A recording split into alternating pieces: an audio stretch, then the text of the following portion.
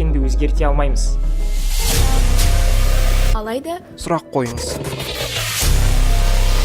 Ешкім ақылды болып туылмайды. Видеоны дәл қазір тоқта.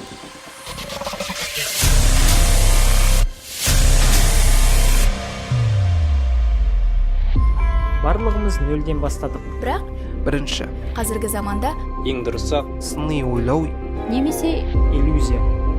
сонымен қатар тек бір құрал ғана. Біз мұны тексеріп те көрдік. Басқаша айтқанда, Үйрену деген осы.